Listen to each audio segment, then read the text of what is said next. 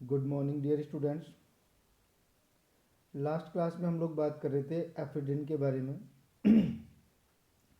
और एफिडिन का structure determination कर रहे थे और हम लोग 2-3 रिएक्शन के थ्रू यहाँ तक पहुँच गए थे कि जो दो पॉसिबल स्ट्रक्चर है वो एफिडिन की वो ये दोनों स्ट्रक्चर हो सकते हैं। अब हमें कंफर्मेशन करना है, तो हम लोग कंफर्मेशन ऑफ स्ट्रक्चर के लिए क्या करेंगे, देखो the confirmation of structure first is supported. मैंने लास्ट क्लास में भी कहा था कि पहली स्ट्रक्चर में 2 कायरल कार्बन और सेकंड वाली में एक ही, तो पहली स्ट्रक्चर की होने की पॉसिबिलिटी है। तो the confirmation of structure first is supported by it's optical activity. Structure second contain one asymmetric carbon atom, therefore the replacement of OH group by H atom yield an optically inactive compound। कि जो chiral centre है उसका OH अगर हम लोग ऐसे replace कर दें तो हमारा जो कंपाउंड बनेगा वो ऑप्टिकली इनएक्टिव होगा। On another hand, structure first contain two asymmetric carbon atom, therefore the replacement of OH group by hydrogen atom must be optically active। Means एक कार्बन जो ऑप्टिकल एक्टिव है इसको ऑप्टिकली इनएक्टिव में convert कर दिया तो भी दूसरा ऑप्टिकली एक्टिव होगा। उस वजह से जो फर्स्ट स्ट्रक्चर एफिडिन की वो ऑप्टिकली एक्टिव होगी। So experimentally structure first is correct. When structure first is subjected to Hofmann exhaustive methylation method, it yield 1-methyl 2-phenyl ethylene oxide। This means this compound cannot be prepared by second structure। अब हम लोग देख लेते हैं कौन से compound की हम लोग बात कर रहे हैं। कि अगर हम लोग यहाँ पे जब एफिड्रिन का अगर हम लोग पहले मिथाइलेशन करवाएंगे 2 मोल से तो क्वाटरनरी अमोनियम सॉल्ट बनेगा और क्वाटरनरी अमोनियम सॉल्ट में अब ये ऑक्सीजन एज ए न्यूक्लियोफाइल यहाँ पे अटैक करेगा तो ये ग्रुप यहाँ से निकल जाएगा तो ये वाला कंपाउंड बन जाएगा आपका। और ये जो कंपाउंड होगा वो क्या होगा, इस कंपाउंड का नाम जो होगा वो क्या होगा, 1-मिथाइल 2-फेनाइल इथाइलिन ऑक्साइड।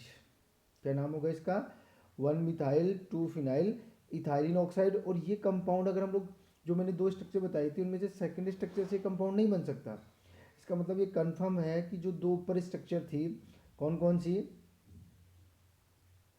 ऊपर जो 2 स्ट्रक्चर थी हमारी जो स्टार्टिंग में हम लोगों ने डिस्कस किया था, ये 2 स्ट्रक्चर थी, इन दोनों में से केवल ये वाला ही पॉसिबल है स्ट्रक्चर।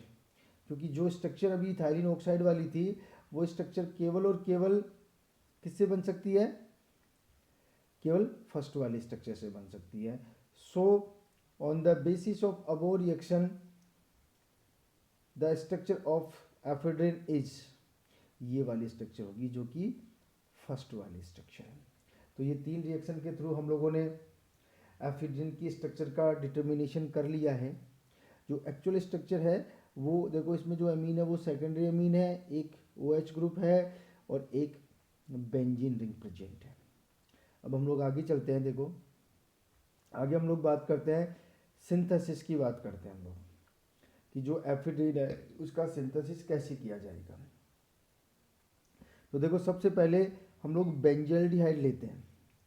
क्या लेंगे हम लोग, सबसे पहले बेंजल्डिहाइड लेते हैं और इस बेंजल्डिहाइड का इथाइल नाइट्रोएथेन से इसकी रिएक्शन करवाते हैं। तो देखो सबसे पहले बेस की प्रेजेंस में रिएक्शन होगी तो यहाँ पे एसिड बेस होकर के न्यूक्लियोफाइल बनेगा और ये न्यूक्लियोफाइल एज ए न्यूक्लियोफाइल इस पर अटैक करेगा तो यहाँ पे आपका देखो ये कंपाउंड बन जाएगा। ये जो कीटोन था 2 डिग्री वो किस में कन्वर्ट हो गया, वो एल्कोहल में कन्वर्ट हो गया और एल्कोहल में कन्वर्ट हो गया। उसके आगे चलते हैं। अब इस कंपाउंड का हम लोग रिडक्शन करवाएंगे और रिडक्शन करवाने से जो ये NH2 है वो NO2 है वो कन्वर्ट हो जाएगा NH2 में। और NH2 में जब कन्वर्ट होगा तो इससे आगे हम लोग फिर इसकी रिएक्शन कराएंगे 1 मोल CH3 से आई से, मीन्स इसका नाइट्रोजन का जो है वो मिथाइलेशन करवाएंगे और मिथाइलिन करवाने से ये वाला कंपाउंड हमें मिल जाएगा जो कि कौन सा है हमारा कंपाउंड, ये एफिड्रिन है। क्या बोलेंगे इस कंपाउंड को हम लोग, एफिड्रिन। आगे चलते हैं। दूसरा मेथड मानस के सिंथेसिस। कौन सा सिंथेसिस की बात करेंगे हम लोग? मानस के सिंथेसिस। इस सिंथेसिस में क्या होता है, देखो ये डाई कीटो कंपाउंड है और इसकी हम लोग मिथाइल अमीन से रिएक्शन करवाएंगे तो एक बार ऑक्सिम बनेगा, ये वाला C double bond NaCH3, sorry oxime नहीं, एक तरह से ये साइनाइड का डेरिवेटिव बनेगा और फिर हम लोग इसका रिडक्शन करवाएंगे। तो रिडक्शन करवाएंगे तो देखो यहाँ पे अगर हम लोग बात करें, इस डबल बॉन्ड का रिडक्शन हो जाएगा, तो डबल बॉन्ड का रिडक्शन होने से ये कंपाउंड कन्वर्ट हो जाएगा एफिड्रिन में। किसमें कन्वर्ट हो जाएगा? एफिड्रिन में कन्वर्ट हो जाएगा। आगे चलते हैं फ्रेंड्स, फ्रीडेनबर्ग सिंथेसिस। देखो इस सिंथेसिस में क्या होता है, इस सिंथेसिस में देखो हम लोग डिस्कस करते हैं, देखो ये हमारा एक तरह से एमाइड है और इस एमाइड की हम लोग ग्रिग्नार रिएजेंट से रिएक्शन करवाएंगे तो यहाँ से NH2 निकल जाएगा और यहाँ पे CH3 आ जाएगा। और जब CH3 आ जाएगा तो हम लोग इसकी वापस रिएक्शन करवाएंगे मिथाइल अमीन से और फिर उसका रिडक्शन करवा देंगे तो आपका बन जाएगा ये एफिड्रिन। अभी जो हमने सेकंड मेथड पढ़ा था उसकी मैकेनिज्म हम लोग देख लेते हैं एक बार। जो ऊपर सेकंड मेथड मैंने बताया है, कौन सा है? देखो सेकंड मेथड हमारा, सेकंड मेथड जो हमारा है ये मानस के मेथड है, उसकी मैकेनिज्म हम लोग देख लेते हैं। देखो क्या होता है इसकी मैकेनिज्म में, देखो सबसे पहले जो बेंजीन है वो रिएक्शन करेगा इस कंपाउंड से, तो यहाँ से पहले एक इलेक्ट्रोफाइल जनरेट होगा और फिर बेंजीन पे इलेक्ट्रोफिलिक सब्स्टिट्यूशन होगा। एक तरह से ये एसाइलेशन हो गया है। क्या हो गया है? एसाइलेशन। अब हम लोग इस पर मिथाइल एमीन का एज ए न्यूक्लियोफाइल अटैक करवाएंगे तो ये मिथाइल एमीन का ये नाइट्रोजन इस कार्बन पे अटैक करेगा और इस कार्बन पे अटैक करेगा तो ये अल्कोहल में कन्वर्ट हो जाएगा और यहाँ पे NaCH3 आ जाएगा।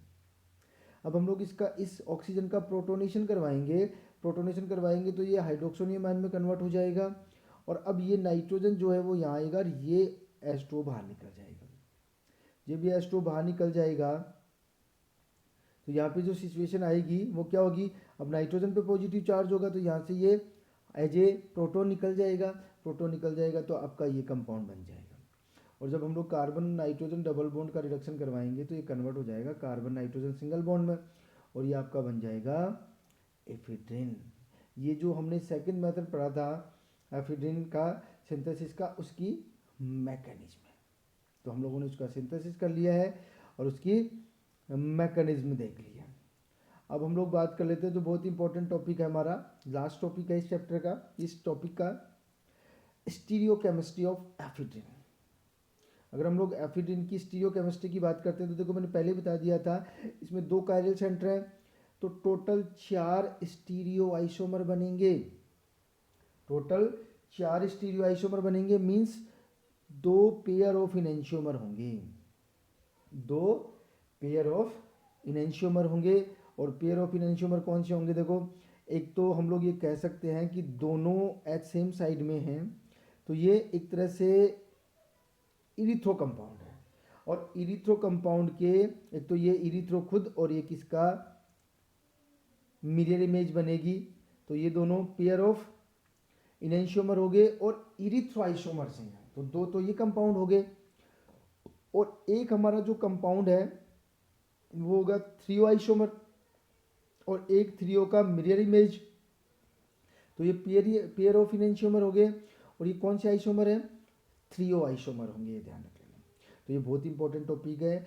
4 स्टीरियो आइसोमर होगा, एक इरिथ्रो उसकी मिरर इमेज 2, एक थ्रियो एक उसकी mirror image, total 4 stereo isomer होंगे। This is very very important, ये ध्यान रख लेना आप लोग, ठीक है।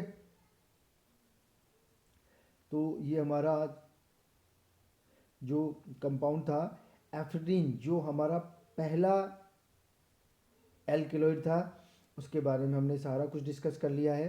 देखो सारे एल्केलॉइड्स के बारे में हमें इसी पैटर्न में पढ़ना है।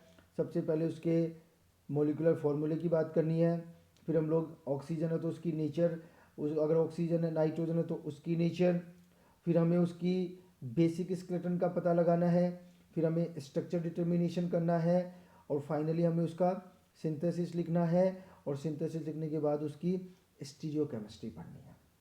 तो ठीक है, ये आपका फर्स्ट टॉपिक क्लियर हो गया है। नेक्स्ट क्लास में हम लोग नेक्स्ट एल्किलॉइड का डिस्कस करें।